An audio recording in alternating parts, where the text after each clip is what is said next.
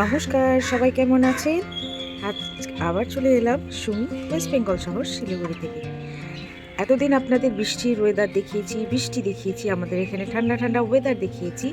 আজ দেখাচ্ছি এত পরিমাণে রোদ উঠেছে।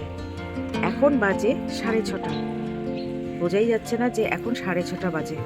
একদম পুরো রোদে খিলখিল তো করছে, কিন্তু প্রচণ্ড গরম।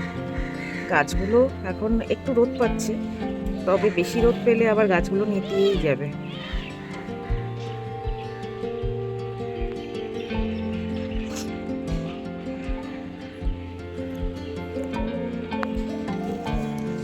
এই যে আমার নয়নতারাগুলো একটা দুটো করে সুন্দর করে ফুটেছে, দারুণ লাগছে।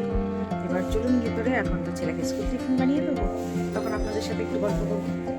চলে এসেছি রান্নাঘরে। তবে আমার রান্নাঘরে প্রচণ্ড পরিমাণে রোদ আসে, কেননা পূর্বমুখী ঘর। ভোরবেলায় যখন থেকে রোদ সূর্য মামার দেখা পাই, তখন থেকে আমার এই রান্নাঘরটা রোদে ভরে যায়। আর তার জন্যই হয়তো একটু আপনাদের দেখতে অসুবিধা হচ্ছে। আমি কর্ন নিয়ে নিয়েছি, কর্ন আনা ছিল, ডিপ ফ্রিজে ছিল, সেটাকে বের করে রেখেছিলাম। আর এবার এটাকে জল দিয়ে ধুয়ে ভালো করে এটাকে একটু হালকা করে গ্রাইন্ড করে নেব। আজকে কর্ন দিয়ে একটা জলখাবার বানাবো, মানে ছেলেকে স্কুলের টিফিনেও দিয়ে দেবো, আমরা বাড়ির সবাই মিলে খাবো। তবে আমার ভিডিওগুলো বা আমার গল্পগুলো যদি আপনাদের ভালো লাগে, তাহলে প্লিজ আমাকে লাইক করবেন ভিডিওর শুরুতে, আর ভিডিওর শেষে একটু সাবস্ক্রাইব করে দেবেন, তাহলে বড্ড উপকৃত হব। কারণ আমি একদম কিছুই বুঝি না, তবুও করার কিছু না কিছু চেষ্টা চালিয়ে যাচ্ছি।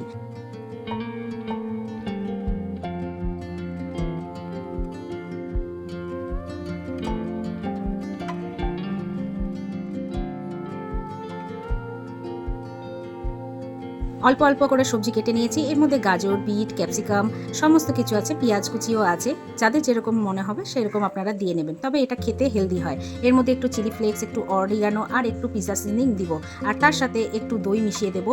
দইটা না হলে এই জিনিসটা হবে না। আর সুজি আর একটু বেসনের গুঁড়ো মিশিয়ে দেবো। আর আমি সবসময় চেষ্টা চালাই যাতে স্বাস্থ্যসম্মত জিনিস খাওয়ানো যায়। ছেলের সাথে সাথে আমাদের পুরো পরিবারের হেলথের জন্য খুব ভালো। আর এটার মধ্যে একদম কম তেল লাগে, আর খেতেও দারুণ টেস্ট হয়। এদিকে রেডি করতে করতে দেখলাম ছেলে উঠে পড়েছে। ছেলেই ব্রাশ করে এবার যাবে স্নান করতে, আর ওর স্নান হয়ে এলে বাকি ওর রেডি হতে হতে আমার এদিকে হয়ে যাবে। আমি মোটামুটি ওর বসিয়ে দিয়েছি, এখন হতে থাকুক, তারপরে প্যাক করে দেব।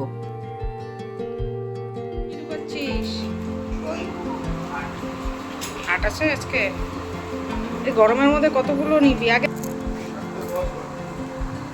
Bye bye. হ্যাঁ, রুমাল টুমাল নিয়েছে তো। এখন এলাম ছাদে, একটু দেখাবো। এর আগেও দেখিয়েছি, তবে কি দেখাবো সেটা আপনারা অনেকেই জানেন। আমার বাড়ির ছাদের থেকে ভিউ।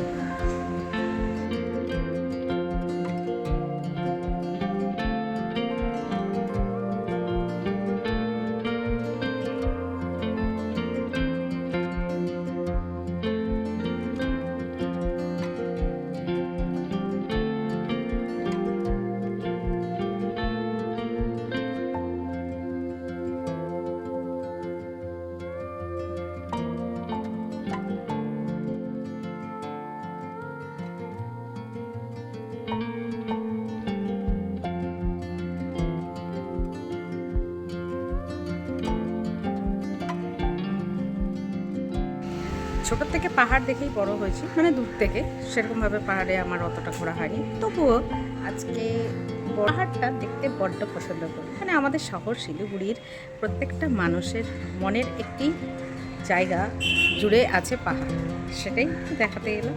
চলুন এবার ঘরে যাই। এবার আমার হাজব্যান্ডকে, ছেলেকে তো স্কুলে পাঠিয়ে দিয়েছি, আমার হাজব্যান্ডকে এবার দিতে হবে টিফিনটা বানিয়ে, ও খেয়ে যাবে। তারপরে বাকি ছাদে থেকে চলে আসার পরে এবার বানিয়ে দিচ্ছি হাজব্যান্ডের টিফিনটা। ও তো খেয়ে যাবে, আর তার সাথে একসাথে সবারই করে ফেলবো, যাতে সবাই খেয়ে নিতে পারি। তারপরে তো বাকি কাজ আছেই, সারাদিনের কাজ তো থাকেই, একটা সংসারে অনেক খুঁটিনাটি কাজ থাকে। তো ওর মোটামুটি হয়ে গেছে, তবে তখন তেলেরটা একটু আসতে অসুবিধা হচ্ছিল, মানে উঠাতে অসুবিধা হচ্ছিল। এরপরে আমি একদম তেল ছাড়াই বানালাম, তখন দেখলাম সুন্দর মতন হয়ে যাচ্ছে। তো ওইদিকে হাজব্যান্ডও রেডি হয়ে গিয়েছে। হাজব্যান্ডকে এখন এটা সার্ভ করে দেবো একটু শসা আর একটু লঙ্কা সসের সাথে। গরম গরম।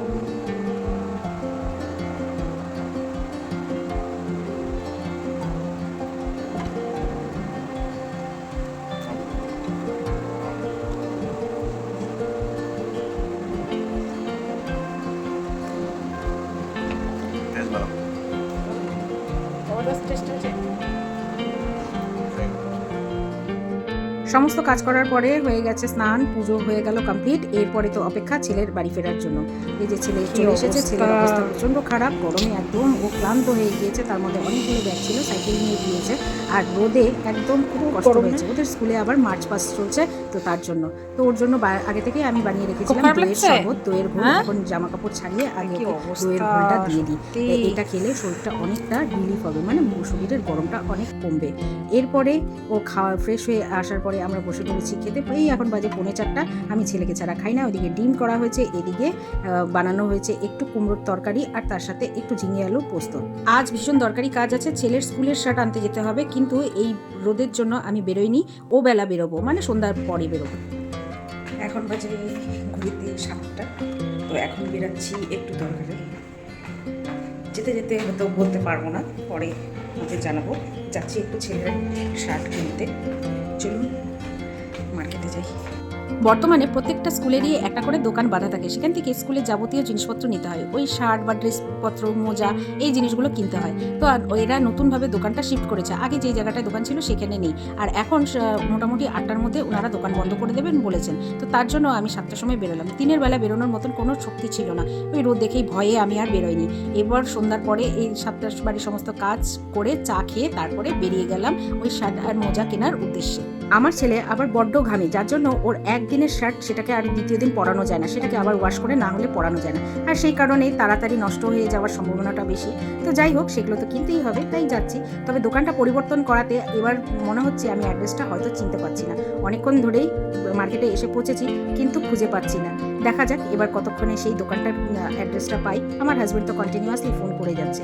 এদিকে চারিদিকে এত ভিড়, এখন ভিড়টা বেড়েছে, কেননা সারাদিন তো মার্কেটে কোনো লোকই ছিল না, একদম ফাঁকা ছিল। এত গরমে কেউ আর অসুস্থ হতে চায় না, তার জন্য। তবে আরেকটা কাণ্ড হয়েছে কালকে, এই দোকান খোঁজার চক্করে অনেক কিছু ভুলভাল হয়ে গেছে। আমি প্রায় 1-1.5 ঘন্টা রাস্তায় ঘুরে ঘুরে আমি সেই দোকানটা খুঁজে বের করেছি, কেননা একটা নামের অক্ষরের ভুলে কত কিছু হয়ে যেতে পারে। এমপি জুয়েলার্সের ঠিক বিল্ডিংয়েই ওই দোকানটা ছিল, কিন্তু আমাকে আমার হাজব্যান্ড বলেছিল এমপি জুয়েলার্স। তো এমপি জুয়েলার্স মানে সেই পায়েল সিনেমা হলের কাছাকাছি আমি পৌঁছে গিয়েছিলাম, কিন্তু সেখানে আর পাইনি দোকান খুঁজে। তারপর ওখান থেকে ওনারা বললেন সবাই কনফিউজ হয়ে হয়ে ওই জায়গাটায় চলে যাচ্ছে, তো আপনি এমপি জুয়েলার্সের ওখানে যান। আবার সেটাকে ব্যাক করে এসেছি, কিন্তু এই দোকান খুঁজতে খুঁজতে আমি ঘেমে একসার হয়ে গেছি। প্রায় 1-1.5 কিলোমিটার আমাকে হাঁটতে হয়েছে ভুলভাল অ্যাড্রেসের জন্য। তো যাই হোক, মাঝে মাঝে চেনা শহরও অচেনা লাগে। কোথায় দোকান, কোথায় এমপি জুয়েলার্স, কোথায় এমপি জুয়েলার্স, সব গন্ডগোল হয়ে গিয়েছে। তারপরে অবশেষে আমি বাজার কলকাতায় এসে ঢুকেছি। মানে এত গরম, শার্ট তো নেওয়া হয়ে গিয়েছে, এসে আবার বাজার কলকাতায় ঢুকেছিলাম। এত গরমে আর পাচ্ছিলাম না, এসির হাওয়া সত্যি সত্যি খাওয়াটা খুব প্রয়োজন ছিল। তবে আরেকটা কথা বলি, গুগল ম্যাপের ভরসায় কখনো বেরোনো উচিত না, সেটা আমার পার্সোনাল মতামত। আপনাদের হয়তো অন্য মতামত হতে পারে, মাঝে মাঝে সেই ম্যাপটাও ভুল দেখায়। তো শেষ পর্যন্ত আমার হাজব্যান্ড চলে এসেছে আমাকে নিতে, আমি উপর থেকে নিচে নেমে এলাম। এখন ফিরছি বাড়ি। চারিদিকটা এত গরম যে বলার মতো না। আজকে মানে সাংঘাতিক। হ্যাঁ, কালকে পুরো আকাশ পরিষ্কার, কোনো ইয়ের বৃষ্টিপাত নাই। এখন একদম টানা অক্টোবর মাস পর্যন্ত এরকম। সবাই মানে এখন এই হাওয়াতে বেরোতে পারছে না। আজকের মতন এখানেই আমার ব্লগটা শেষ করছি। যদি ভালো লাগে তাহলে প্লিজ আমাকে একটু লাইক করবেন আর সাবস্ক্রাইব করে আমার পাশে থাকবেন, কেননা আর কমেন্ট যদি আপনারা করেন তাহলে আমি বুঝতে পারবো আপনারা কোথা থেকে আমার ব্লগগুলো দেখছেন। তো আজকের এই ওয়েদার আর এই গরমের মধ্যেই এত কিছু করে ফেললাম যে আর এখন এনার্জি নেই। তো আজকের মতন বিদায়। সবাই সুস্থ থাকবেন, ভালো থাকবেন, দেখা হবে খুব শীঘ্রই।